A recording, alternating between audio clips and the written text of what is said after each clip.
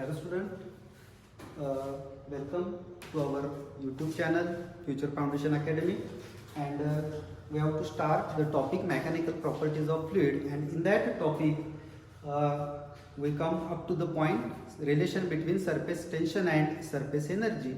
And today in this lecture we have to discuss angle of contact, what is mean by that angle of contact, and what is the reason for acute angle, obtuse angle. Also we have to discuss the shape of meniscus, pressure difference above the liquid surface, and also the characteristics of angle of contact, and so many. So we have to start the lecture now. First, what is mean by angle of contact? Angle of contact जर का आपण बघितलं, कुठलंही liquid जेव्हा आपण एखाद्या सॉलिडच्या कॉन्टॅक्टमध्ये आणतोय तेव्हा जर का तुम्ही बारकाईने बघितलं तर तो जो शेप आहे लिक्विडचा, तो लिक्विडचा शेप सॉलिडच्या कॉन्टॅक्टमध्ये असताना प्लेनमध्ये असत नाही, तर थोडंसं एक तर ते लिक्विड वर सरकलेलं असेल. जनरली आपण जेव्हा वॉटर बघतोय ग्लासमध्ये, आहे की नाही, वॉटर या ग्लासमध्ये आपण जर का ठेवलं तर आपण ह्याच्यात बघतोय की जो सॉलिडच्या कॉन्टॅक्टमध्ये, ग्लासच्या कॉन्टॅक्टमध्ये जे वॉटर आहे थोडंसं वर सरकलेलं असतं, आहे की नाही. आता हा जो काही मिनिस्कस दिसतोय बाउल सारखा, हा कॉन्केव्ह मिनिस्कस आहे. तुम्ही थर्मामीटरमध्ये जो मर्क्युरी आहे त्याचा मिनिस्कस जर का ऑब्झर्व केला तर तो मिनिस्कस असा दिसतोय, कॉन्व्हेक्स दिसतोय. तेव्हा ह्याच्या पाठीमागचे रिझन काय आहे, सगळ्यात अगोदर आपल्याला अँगल ऑफ कॉन्टॅक्ट म्हणजे काय हे डिस्कस करायचं आहे. तर अँगल ऑफ कॉन्टॅक्ट डेफिनेशन अतिशय सोपी आहे, पहिल्यांदा नीट समजून घ्यायचं. इथं मी काही फिगर ड्रॉ केलेले आहे. ह्याच्यामध्ये बघा, this is the liquid surface, okay, and this is the molecule A which is in contact with the solid surface. इकडच्या बाजूला ग्लास आहे, इकडं लिक्विड आहे, आणि हा जो काय मॉलिक्यूल ए आहे that molecule is present on the surface and also that molecule is in contact with solid. आता जर का आपण बघितलं, इथं जो लिक्विडचा सरफेस आहे हा असा प्लेन नाही आहे, तर कॉन्केव्ह शेप्ड आहे. इथून आपण जर का टँजंट ड्रॉ केली, if you can draw a tangent at the point of contact to the liquid surface, then this red line represent the tangent drawn to the liquid surface. आता angle of contact कशामधला आहे, तर angle of contact म्हणजे हा सॉलिडचा surface, ही tangent draw केलेली आहे तुम्ही लिक्विडच्या सरफेसला, या दोन लाईन मधला angle, and that angle is always measured inside the liquid. Okay, so the definition of angle of contact is the angle between the tangent drawn to the liquid surface at the point of contact with solid surface and solid surface measured inside the liquid. That angle is called as angle of contact. तुम्ही असं पण लक्षात ठेवू शकताय की दोन tangent काढायचे आपल्याला. कुठं, point A is the molecule which is present on the liquid surface and also that molecule is in contact with the solid surface. Okay, first tangent is drawn to the liquid surface and that tangent is always away from solid. ही tangent जी draw करायची आहे ती सॉलिडला away draw करायची आहे. दुसरी tangent आहे ती सॉलिड सरफेसला ड्रॉ करायची आहे. सॉलिड सरफेसला जी tangent ड्रॉ करणार आहे ती कायम टुवर्ड्स लिक्विड घ्यायची आहे. And the angle between that two tangent is known as angle of contact. Here I will show the acute angle, that is less than 90 angle, and obtuse angle, that is greater than 90 angle of contact. Acute angle कुठल्या केसमध्ये मिळतोय बघा, हे महत्त्वाचं आहे. If the liquid wets partially the solid, then the angle of contact is acute. For example, आपण kerosene glass बघतोय किंवा आपण जनरली जे वॉटर बघतोय, वॉटर आणि ग्लास ह्याच्यामधला आपण जनरली अँगल ऑफ कॉन्टॅक्ट हा काय असतोय, ॲक्यूट असतोय. किंवा कुठलंही लिक्विड की जे सॉलिडला वेट करते, भिजवते थोड्याफार प्रमाणात, त्या केसेसमध्ये तुमचा अँगल ऑफ कॉन्टॅक्ट जो असणार आहे तो ॲक्यूटच असणार आहे. ठीक आहे. आपण आता जसं मी तुम्हाला सांगितलं की ग्लास आणि वॉटरसाठी अँगल ऑफ कॉन्टॅक्ट ॲक्यूट आहे, बरोबर. पण तसंच जर का आपण झाडाचं पान बघितलं, त्याच्यावरती पाणी पडतंय पण ते पानाला ओलं करत नाहीये, भिजवत नाहीये, त्या केसमध्ये तुमचा अँगल ऑफ कॉन्टॅक्ट हा ऑब्ट्यूस असतोय. तेव्हा सिंपल कंडिशन लक्षात ठेवा. If the liquid wets the solid the angle of contact is acute and if the liquid does not wet the solid the angle of contact is obtuse. इथं मी obtuse angle दाखवलेला आहे. Mercury आणि glass इंटरफेससाठी हा मर्क्युरीचा meniscus आहे. This is the tangent drawn to the mercury surface and this is solid surface measured inside the liquid. This angle is 90 degree, greater than 90 degree. Okay, now we have to move the next point. आता आपल्याला पुढे जायचं आहे ते म्हणजे shape of meniscus.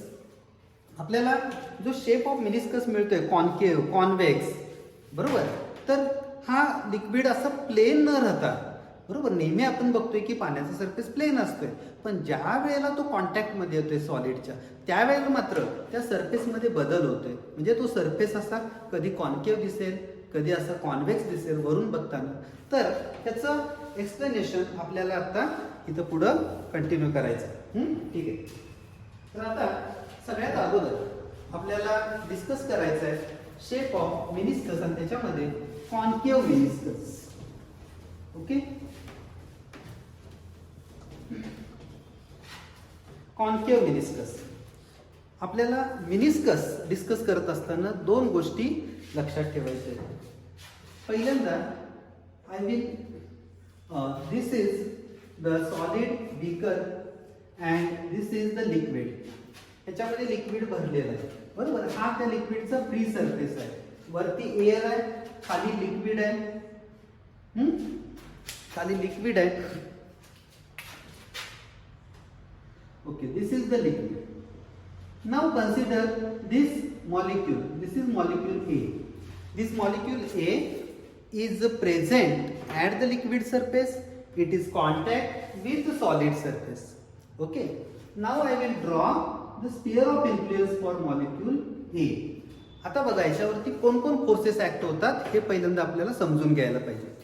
हा जो काही स्फिअर ऑफ इन्फ्लुएन्स आहे, स्फिअर ऑफ इन्फ्लुएन्स कोणाला म्हटलेलं आपण? An imaginary sphere drawn with molecule as center and range of molecular attraction is radius. That sphere is called as sphere of influence. This is the sphere of influence. आता या sphere of influence मध्ये half part मध्ये कुठले molecules आहेत? ग्लासचे molecules आहेत. 1/4 part मध्ये लिक्विडचे molecules आहेत. 1/4 part मध्ये एअरचे मॉलिक्युल्स आहेत. हे सगळे मॉलिक्युल्स ह्या ए वरती काय लावणार आहे? फोर्स लावणार आहे, है की नाही? तर आता इथं बघा, ह्या ठिकाणी हा जो काही हे ग्लासचे मॉलिक्युल्स आहेत हे सगळे ह्या डायरेक्शनला फोर्स लावतील. रिझल्टंट फोर्स जो ऍडहेसिव्ह फोर्स असणार आहे हा या डायरेक्शनला असेल. This force is represented by AP and this adhesive force is always perpendicular to the solid surface or along the liquid surface, है की नाही? ठीक आहे. तर नेक्स्ट जो दुसरा फोर्स आहे, इकडं कोण आहे? इकडं वॉटरचे मॉलिक्युल्स आहेत, लिक्विडचे मॉलिक्युल्स आहेत, सगळे त्या ए ला पुल करतात, बरोबर. यांचा जो रिझल्टंट फोर्स असणार आहे तो कोहेसिव्ह फोर्स असणार आहे. ऑब्विसली हा कोहेसिव्ह फोर्स या सॉलिड सरफेस बरोबर 45 डिग्रीचा अँगल करणार आहे की नाही? कारण का 90 डिग्री टोटल अँगल आहे ना हा, ह्याच्यामध्ये डिवायडेशन होणार आहे. हा अँगल किती असणार आहे? 45 डिग्री. ह्या बाजूला एअरचे मॉलिक्युल्स आहेत, but there are few air molecules are present in the part of sphere of influence and they exert a very negligible adhesive force. Air molecule कुठला फोर्स लावणार आहे? adhesive force. Adhesive force means the force of attraction between molecules of different substances. Cohesive force means the force of attraction between molecules of same substances. Therefore this force can be neglected. Neglect करून टाका, negligible आहे. अजून last force एक आहे gravitational force. Okay, gravitational force कुणामुळं? या molecule एचं स्वतःचं काहीतरी वेट मास आहे, बरोबर. मास असेल तर त्याच्यावरती ग्रॅव्हिटेशनल फोर्स लागणार in downward direction. But the mass of molecule is very small, therefore the gravitational force is also very small. You can neglect that gravitational force. So you can concentrate only two forces. The first is force AP. Force AP is the adhesive force exerted by glass molecule or solid molecule on molecule A. Second force is the cohesive force. Cohesive force is exerted by liquid molecules and molecule A. These two forces only decides the shape of meniscus. It may be concave or it may be convex. Okay. आता आपण concave meniscus साठी explanation बघूया. This is the concave meniscus. Concave मिनिस्कसच्या बाबतीत काय घडणार? तर सगळ्यात अगोदर मी तुम्हाला सांगितलेलं कॉन्केव्ह मिनिस्कस कधी फॉर्म होते? When liquid wets the solid. जेव्हा तो सॉलिड आणि ते लिक्विड एकमेकांना वेट करतात, बरोबर, किंवा लिक्विड वेट करते, त्या केसमध्ये तुमचा मिनिस्कस कुठला असणार आहे? कॉन्केव्ह असणार आहे. आता आपल्याला दोन फोर्सेस मी सांगितलेले, ॲडेसिव्ह फोर्स आणि कोहेसिव्ह फोर्स. जर का लिक्विड सॉलिडला वेट करत असेल तर ऑब्व्हियसली हा जो काय फोर्स आहे ॲडेसिव्ह फोर्स हा ग्रेटर असला पाहिजे as compared to cohesive force. ठीक आहे.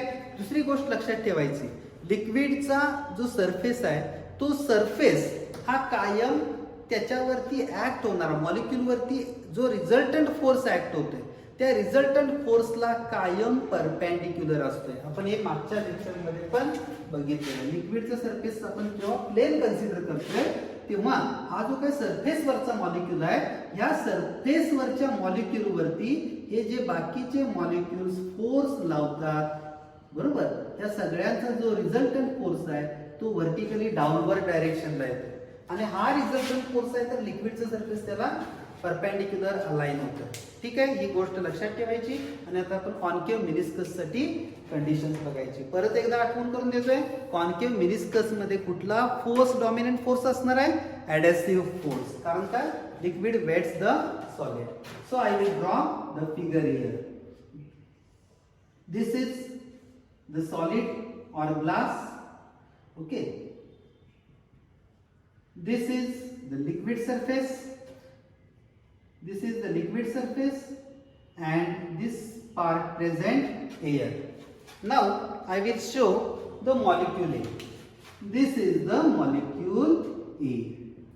Okay, and I will show the forces acts on molecule A. Molecule A is in contact with air, solid and also liquid. Okay, so I will draw the sphere of influence for molecule A, and first the adhesive force exerted by solid on molecule A. This is the adhesive force. Now the second force is cohesive force. Cohesive force act at 45 degree with the solid surface. This is the cohesive force AC. This is adhesive force AP, and here the case in which the liquid weights the solid, that is the adhesive force is greater as compared to cohesive force. Where is the resultant force? कसं find out करणार आहे? तर त्यासाठी आपल्याला parallelogram law of vector addition use करायचं आहे. Parallelogram law of vector addition मध्ये आपण बघितलेलं की जर का दोन वेक्टर्स पॅरलेलोग्रामच्या दोन साइड्स रिप्रेझेंट करत असतील तर तो जो डायगोनल आहे तो रिझल्टंट वेक्टरची डायरेक्शन रिप्रेझेंट करतोय. तर आपण हा डायगोनल पॅरलेलोग्राम कंप्लीट करूया. This is the resultant force. Okay, आता तुम्ही ऑब्झर्व करा. Here this resultant force is not here. ह्या ठिकाणी बघा रिझल्टंट फोर्स व्हर्टिकली डाऊनवर्ड आहे. इथं व्हर्टिकली आहे, इथं व्हर्टिकली आहे, इथं व्हर्टिकली डाऊनवर्ड डायरेक्शनला लिक्विडचं सरफेस इथं प्लेन आहे. पण ह्या ठिकाणी गेल्यावर काय होणार आहे बघा, तुमचा लिक्विडचा सरफेस स्वतःला कसा अलाइन करून घेणार आहे? It is align itself perpendicular to direction of resultant force. Now this is the resultant force, this is the liquid surface, this is the liquid surface. Note carefully what is the shape of this meniscus. ह्या ठिकाणचे जे molecules आहेत हे just upward move होणार आहेत. Upward move झाल्यामुळं इथं जो शेप तयार होणार आहे लिक्विड सरफेसचा, ह्या ठिकाणी हा जो शेप आहे तो कॉन्केव्ह शेप तयार होईल. Okay, this is the concave shape. का concave shape? because this molecule A will move in upward direction to align itself perpendicular to direction of resultant force. Now, where is the angle of contact? Where is the angle of contact? This is the angle of contact. This is the tangent drawn to the liquid surface at the point of contact, and solid surface measured inside the liquid. ह्या केस मध्ये तुम्हाला angle of contact किती बघायला मिळतोय? It is 90 less than 90, that is acute angle. तेव्हा परीक्षेला जे explanation लिहायचं आहे त्याच्यामध्ये तुम्हाला काय काय लिहायला पाहिजे? तर consider a liquid which is in contact with solid. ठीक आहे. त्याच्यानंतर consider A molecule A on the surface of liquid and it is in contact with solid. Draw the sphere of influence for molecule A. The adhesive force acted is represented by vector AP. Cohesive force is represented by vector AC, and vector AP is greater than vector AC. Therefore, the resultant force is lie inside the solid. The liquid has a tendency to align itself in a direction perpendicular to direction of resultant force. So, the liquid and the contact with solid is moves in upward direction and forms a concave meniscus. And now the angle of contact here is acute. Okay. आता आपल्याला असंच explanation बघायचं आहे convex मेनिस्कसचं. Okay. This is the convex meniscus. Second, convex meniscus.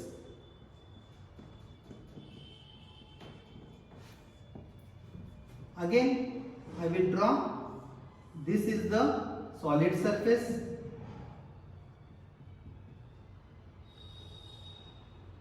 This is the liquid. This is air, and this is the molecule which is present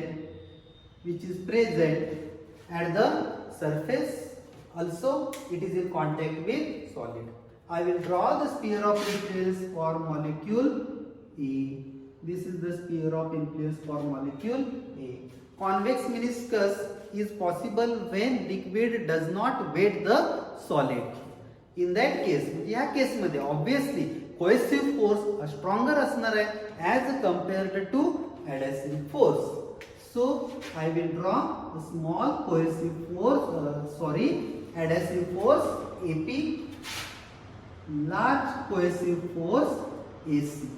Now, where is the resultant?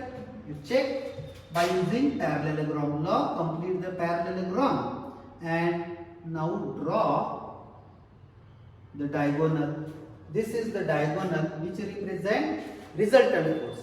इकडे बघितलं तर तुम्हाला लक्षात येईल की हा जो काय रिझल्टंट फोर्स आहे आता व्हर्टिकली डाऊनवर्ड नाही आहे, तर it is move towards the liquid side. Okay, this is the resultant force. What is the tendency of liquid surface? The tendency of a liquid surface to align itself in a direction perpendicular to resultant force. हा आता असा liquid surface होता, पण आता इथे resultant force असा झालाय, त्यामुळे हा लिक्विड सरफेस असा होणार आहे. बरोबर. म्हणजे हा जो काय मॉलिक्यूल आहे हा कुठल्या डायरेक्शनला मूव्ह होते बघा. हा बरोबर. हा जो मॉलिक्यूल आहे माझा हाताचा हा पॉइंट बघा, हा डाऊनवर्ड डायरेक्शनला मूव्ह होतोय. बरोबर. डाऊनवर्ड डायरेक्शनला मूव्ह झाल्यामुळं इथं जो तुम्हाला शेप मिळणार आहे, बरोबर, याला बरोबर एक्झॅक्टली परपेंडिक्युलर हा जो शेप मिळणार आहे लिक्विडचा तो कॉन्व्हेक्स मिळेल. This is the convex meniscus. This is the convex meniscus. Again draw the tangent from point of contact. This is the tangent drawn to the liquid surface at the point of contact. This is the solid surface and this is the angle of contact. Okay. So, in convex meniscus the angle of contact is obtuse. लक्षात आलं आपल्याला कशा पद्धतीनं concave आणि concave meniscus बघायला मिळालं. आता आपल्याला थर्ड केस घ्यायची आहे जी टेक्स्टबुक मध्ये दिलेली आहे. त्याच्यामध्ये आपल्याला 0 अँगल ऑफ कॉन्टॅक्ट आणि त्याचबरोबर 90 डिग्री अँगल ऑफ कॉन्टॅक्ट साठी कंडिशन्स काय असतील, तर ह्याच्यावरचे जे क्वेश्चन्स आहेत त्याच्यामध्ये नोट्स काढताना तुम्हाला काय काय महत्त्वाचं लक्षात ठेवायचं आहे. कॉन्केव्ह मेनिस्कस साठी adhesive force is greater than cohesive force. The resultant force is lie inside the solid. Okay, महत्त्वाचा पार्ट. त्याच्यानंतर कॉन्व्हेक्स साठी काय लक्षात ठेवायचं आहे. In convex meniscus the cohesive force is greater than adhesive force. The resultant force lie inside the liquid. ठीक आहे, ही summary सांगितली. आता 0 angle of contact. 0 angle of contact कुठल्या केस मध्ये असणार आहे आपण फक्त एक्झाम्पल बघूया. 0 अँगल ऑफ कॉन्टॅक्ट मी पहिल्यांदा कसा ड्रॉ करणार बघा. Angle of contact, 0 angle of contact. Again this is solid. Okay, this is the liquid surface. Angle of contact कुठे ड्रॉ करतोय आपण. अँगल ऑफ कॉन्टॅक्ट हा कायम लिक्विडच्या सरफेसला काढलेली टँजंट आणि सॉलिड सरफेस यांच्या मधला अँगल आहे की जो आपण इनसाइड द लिक्विड मेजर करतो. ठीक आहे, मी आता इथं असं ड्रॉ केलं बघा, हे लिक्विड असं वरती घेतलं, लिक्विड असं वरती घेतलं. Now I will draw, this is the molecule, I will draw the tangent to the liquid surface.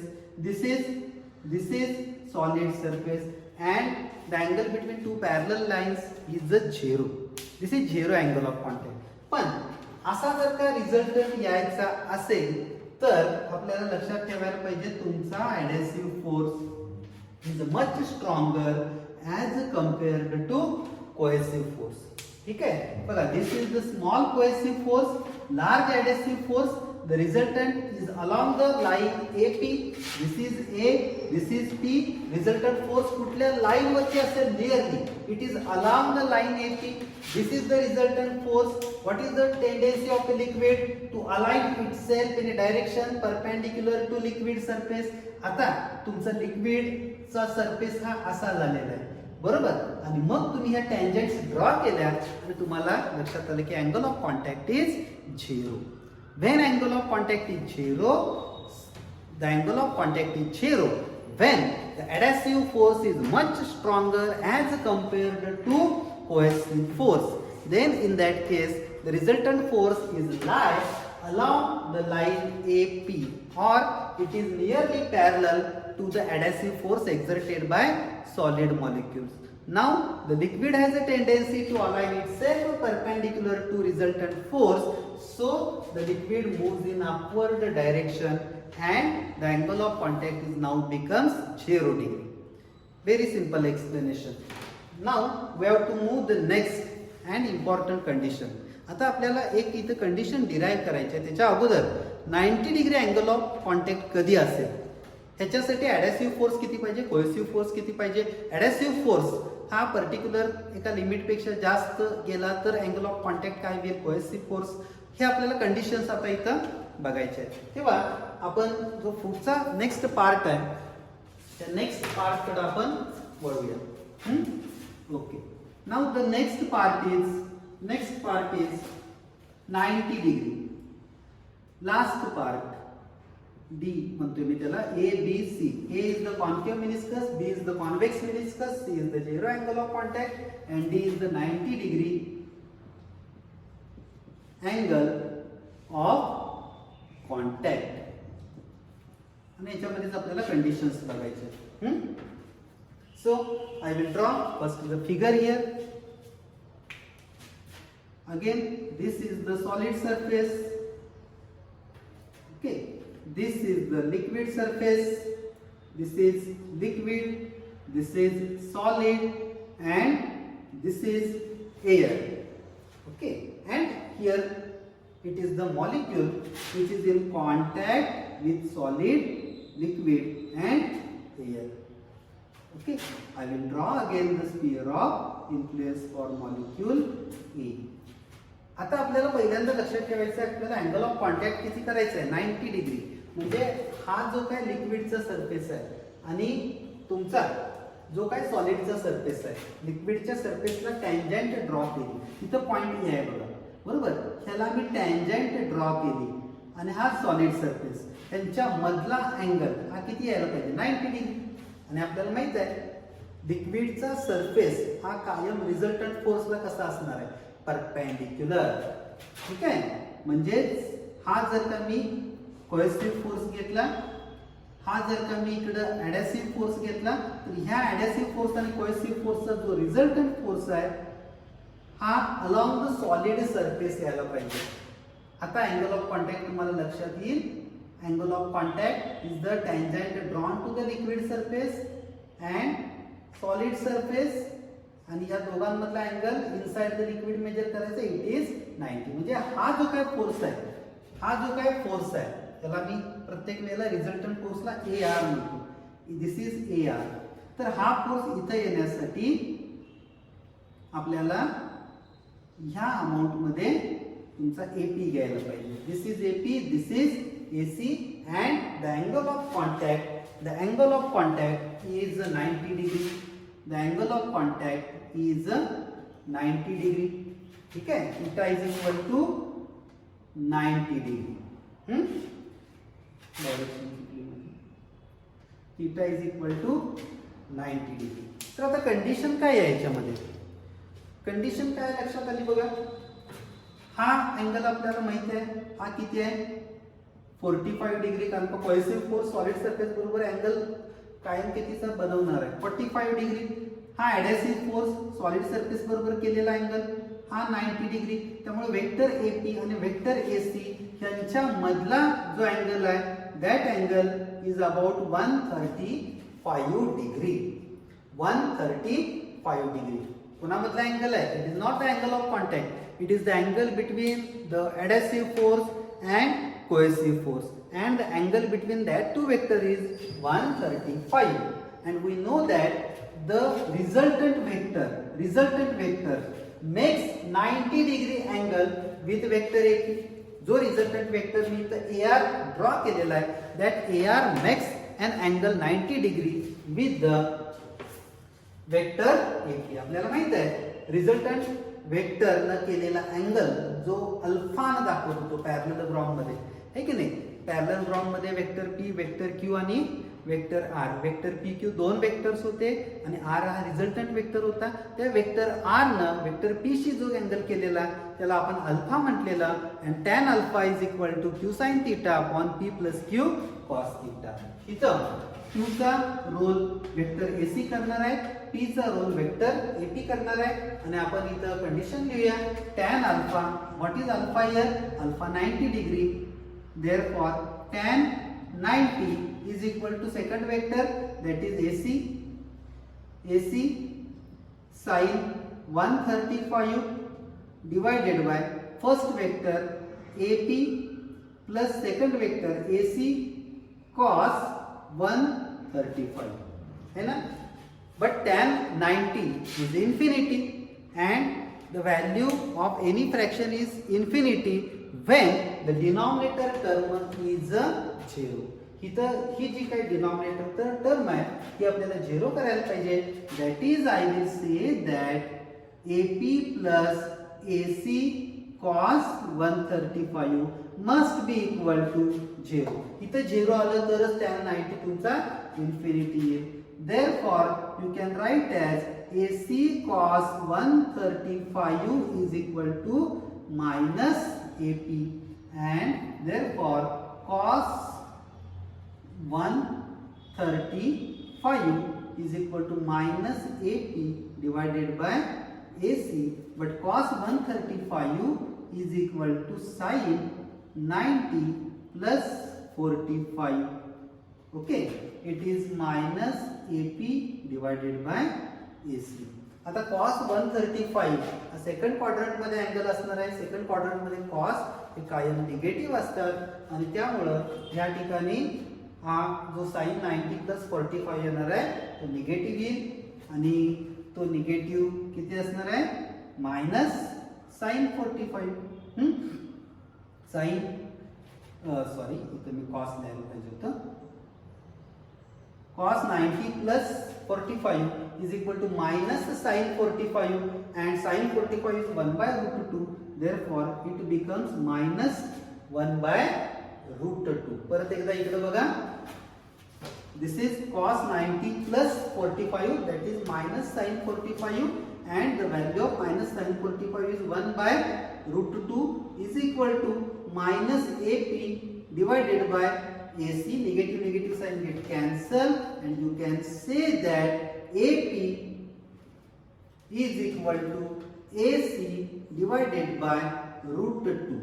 This is the condition for 90 degree angle of contact. Okay, if AP is greater than AC by root 2, then in that case the angle of contact is acute. If AP is less than AC by root 2, the angle of contact is obtuse. तेव्हा MCQ साठी हे important आहे. if AP किंवा if adhesive force is equal to cohesive force divided by root 2, then in that case the angle of contact is 90. If adhesive force is greater than cohesive force divided by root 2, angle of contact is acute. If adhesive force is less than cohesive force by root 2, the angle of contact is obtuse. तेव्हा MCQ साठी हे लक्षात ठेवा. त्याचबरोबर याच्यावरती numericals पण set होऊ शकतात. ठीक आहे. आपण आता नेक्स्ट पॉइंट कडे वळायचं आहे आणि तो नेक्स्ट पॉइंट आहे तो म्हणजे आपल्याला शेप ऑफ लिक्विड ड्रॉप बघायचं आहे. आता हे फार इंटरेस्टिंग आहे. हे आपण आपल्या डेली लाईफमध्ये पण बघू शकतोय. आपण पाण्याचा थेंब, पाण्याचा एक ड्रॉप घ्या, ड्रॉपरच्या सहाय्यानं तो वेगवेगळ्या सरफेसवरती तो ड्रॉप टाकून बघा. पहिल्यांदा सरफेस घ्या, तुमचा नेहमीचा स्टीलचा सरफेस असेल, बरोबर. त्याचबरोबर प्लॅस्टिकचा सरफेस असेल, झाडाच्या पानावरती टाकून बघा. वेगवेगळ्या सरफेसवरती तो ड्रॉपरनं ड्रॉप तुम्ही तिथं प्रोड्यूस करा आणि त्याचा शेप ऑब्झर्व करा. तुम्हाला काय लक्षात येते बघा. जे आपण साध्या स्टीलच्या प्लेटवरती किंवा आपल्या जमिनीवरती जो ड्रॉप टाकतोय तो असा हाफ स्पेरिकल तयार होतोय, है की नाही. पण जो तुम्ही झाडाच्या पानावरती ड्रॉप करताय, दवबिंदू तुम्ही बघताय, है की नाही, तर ह्याच्यामध्ये तो जो ड्रॉप आहे तो एक्झॅक्ट स्पेरिकल दिसतोय. तर हा जो ड्रॉप आहे वॉटरचा तो वेगवेगळे शेप का फॉर्म करतोय आणि त्यानं कुठला शेप फॉर्म करावा हे कोण डिसाईड करणार आहे. तर याच्या पाठीमागं पण सरफेस टेन्शनच असणार आहे आणि सरफेस टेन्शन मधले ते फोर्सेस, ॲडॅसिव्ह फोर्स आणि कोएसिव्ह फोर्स. तेव्हा नेक्स्ट पॉईंट जो आपल्याला बघायचा आहे आपल्या सिलेबस मधला तो आहे shape of liquid drop. Shape of liquid drop. Next point is the shape of liquid drop. हा पॉइंट पण फारसा अवघड नाही आहे परीक्षेच्या दृष्टिकोनातून. आतापर्यंत जे सांगितलंय ते परत एकदा रिवाइज करा. मी काय काय शिकवलं. अँगल ऑफ कॉन्टॅक्ट, त्याची डेफिनेशन, कॉन्केव्ह मिनिस्कस कधी फॉर्म होणार आहे, कॉन्व्हेक्स मिनिस्कस कधी फॉर्म होणार आहे, 0 आणि 90 डिग्री. तेव्हा याच्या वरच्या ज्या नोट्स आहेत, शॉर्ट नोट्स आहेत, त्या तुम्ही लिहून काढा. नेक्स्ट पॉइंट कडे वळतोय आपण. नेक्स्ट पॉइंट जो आहे तो आहे shape of liquid drop. Shape of liquid drop. Shape of liquid drop.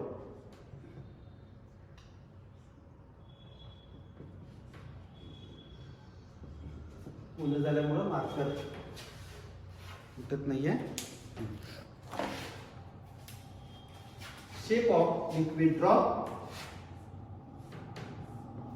Okay.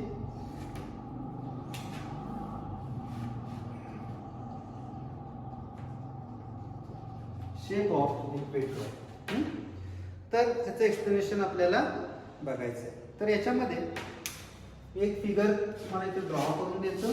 आपल्याला जनरली कुठल्या शेपमध्ये तुमचा लिक्विडचा ड्रॉप हा बघायला मिळतोय बघा. This is the liquid drop. This is the liquid drop. This surface is solid surface. This is air and this is liquid. Okay. आता हा जो काय शेप डिसाइड होणार आहे लिक्विडचा त्याच्यासाठी सरफेस टेन्शनचा फोर्स रिस्पॉन्सिबल आहे. पण सरफेस टेन्शन फक्त लिक्विड आणि सॉलिड, बरोबर, लिक्विड आणि एअर, त्याचबरोबर सॉलिड आणि एअर हे तिन्ही फोर्सेस तुम्हाला इथं कन्सिडर करायला लागणार आहे. हां, तर इथं मी हे जे लिक्विड दाखवलेलं आहे तर त्याच्यासाठी स्टार्टला तुम्ही लिहू शकताय consider a liquid. Okay. Let T be the surface tension of liquid and theta is the angle of contact. Angle of contact draw करूया आपण. कुठल्या मॉलिक्यूलला पकडूया. This is molecule which is present on the liquid surface, contact with air, contact with solid. This is the molecule A. ठीक आहे. Angle of contact कसा draw करायचा. त्या मॉलिक्यूल ए पासून टँजंट ड्रॉ करायची लिक्विड सरफेसला. हा लिक्विडचा सरफेस आहे. इथं आपण टँजंट ड्रॉ केली. ओके. या डायरेक्शनला जो फोर्स लागणार आहे तो सरफेस टेन्शनचा फोर्स असणार आहे. आणि सरफेस टेन्शन पुन्हा मधला आहे. कुठले दोन सरफेसेस कॉन्टॅक्ट मधले आहेत तर लिक्विड आणि एअर. ह्या सरफेस टेन्शनच्या फोर्सला मी नाव देतो T3. अजून लिक्विड आणि सॉलिड हे दोन सरफेस कॉन्टॅक्ट मध्ये आहेत. त्यांच्यामध्ये पण सरफेस टेन्शनचा फोर्स असणार आहे. Surface tension force is always act along the surface. Okay. किंवा along the boundary joining the two bodies. This is liquid, this is solid. Okay. Therefore, this is the surface. I will draw this force. This is the, I will show this by vector T1. आणि हा solid surface आहे. की tangent drawn to the liquid surface आहे, therefore this is the angle of contact theta. Now the third force, अजून कुठला surface राहिला? इकडच्या बाजूला जर का बघितला तर हा सॉलिड आहे आणि ह्याच्यावरती एअर आहे, म्हणजे सॉलिड एअरचा इंटरफेस इथं असणार आहे, त्याच्यासाठी पण सरफेस टेन्शन असणार आहे सॉलिड एअर मध्ये. तर ते सरफेस टेन्शन मी दाखवते T2 न. तेव्हा परत एकदा मी टर्म्स काय काय सांगितले बघा. Consider a liquid placed on the solid, let T पहिल्यांदा theta is the angle of contact आणि the forces acts on molecule A are surface tension forces T1, T2, T3. Then T1, what is T1?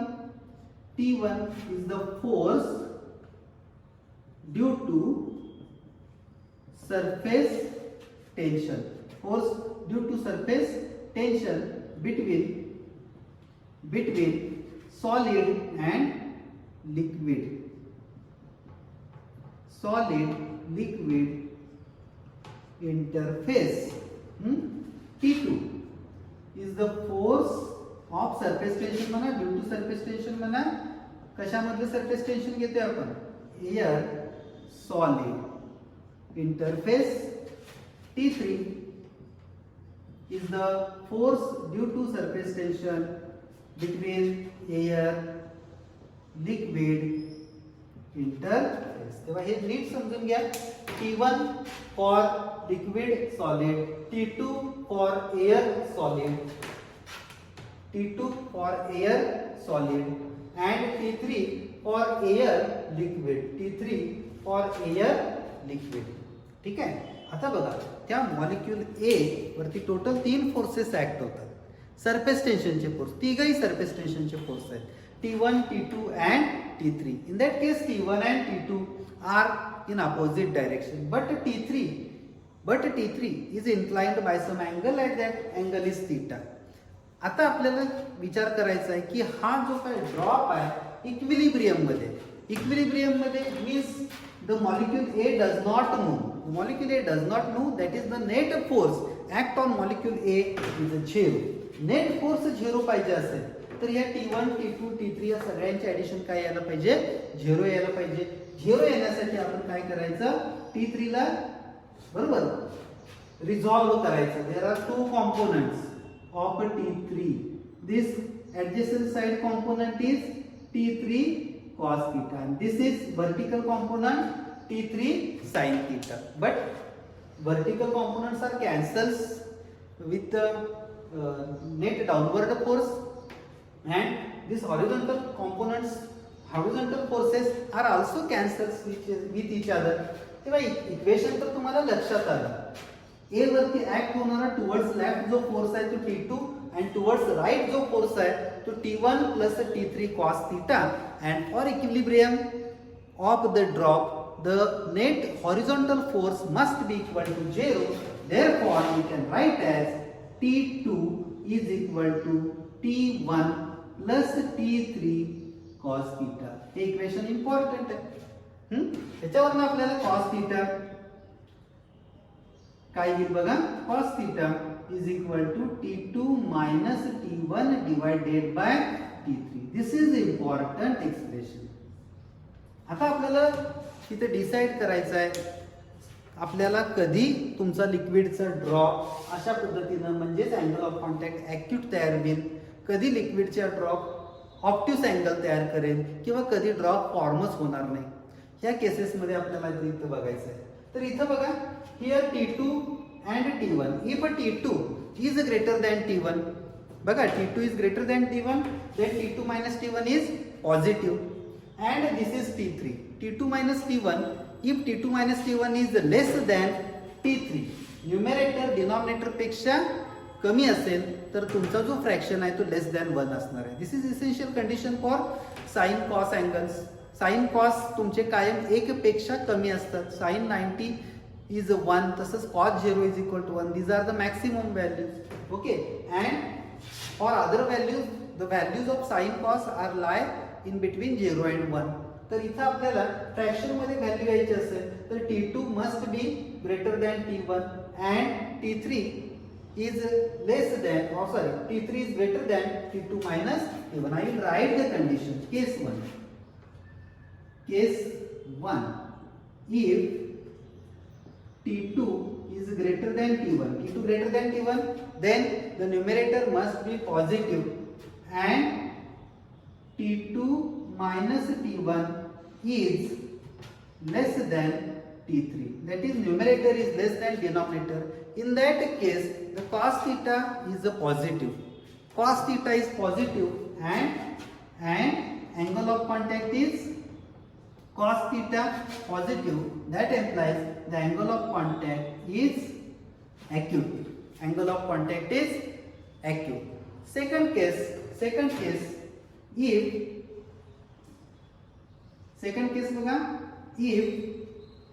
if T2 is less than T1, if T2 is less than T1, and again this T1 minus T2 is less than T3, that is again numerator is less than denominator. But if T1 is greater than T2, the numerator is negative, that is fraction. The answer of that fraction is negative. Cos theta is negative. Cos theta तुमचा येणार आहे negative. Cos theta is negative. And for cos theta is negative, the angle theta must be lie in second quadrant. That is, the angle is lie between 90 to 180. That is, the angle of contact must be equal to obtuse. This is the second case. Now, third case. Third. If T2 is equal to T1. If T2 is equal to T1, then what happens? If T2 is equal to T1, then the numerator part is equal to 0, cos theta is equal to 0, and the angle of contact is 90 degree. Cos theta is equal to 0, theta is equal to 90 degree. Next, if last case, if T2 minus T1 is greater than T3. This is important. If T2 minus T1 is greater than T3, that is, the numerator is greater than denominator, and when numerator is greater than denominator, then the cos theta has value greater than 1, and the cos theta cannot have any value greater than 1. Its maximum value is 1. So it is not possible. Cos theta ची value कधीही 1 पेक्षा जास्त नसते, त्यामुळे हे कधीच possible होणार नाही. Not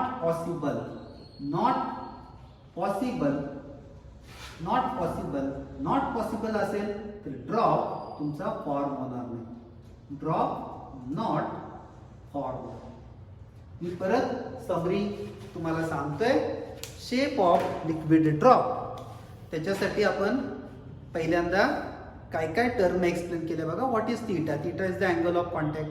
what is T1? T1 is the surface tension force between solid liquid interface.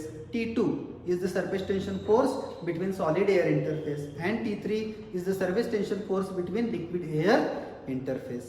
Okay, for equilibrium the total horizontal force act on molecule A will be equal to 0. So I will resolve first T3 into two components, T3 cos theta and T3 sin theta. And for horizontal forces, this T2 force must be equal to T3 cos theta plus T1, and for the equation for cos theta. And now there are 4 cases. First case, if theta, that is if T2 is greater than T1 and T2 minus T1 is less than T3, cos theta is positive, angle of contact is acute. If T2 minus T1, if T2 is less than T1, then cos theta is negative and the angle of contact is obtuse. If T1 is equal to T2, angle of contact is 90 degree, and if T2 minus T1 is greater than T3, cos theta is greater than 1, it is not possible, so drop is not formed, the liquid is spreads out. Okay, these are the 4 cases I will explain here. Now in the next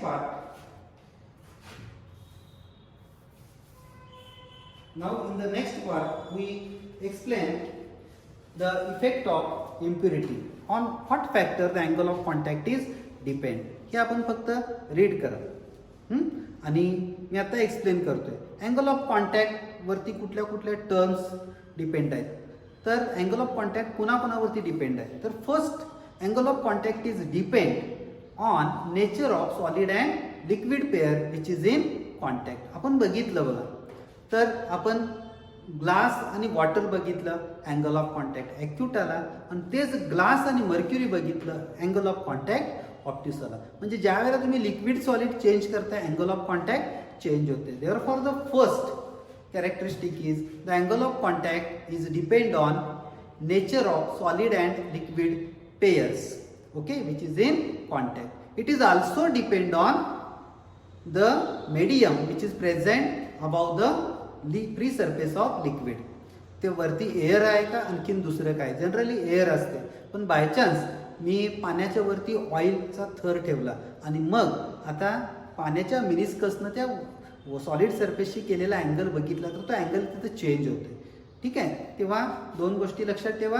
the angle of contact is depend on nature of solid and liquid surfaces which is in contact and also the medium which is present above the liquid surface The second is the angle of contact is depend on impurity.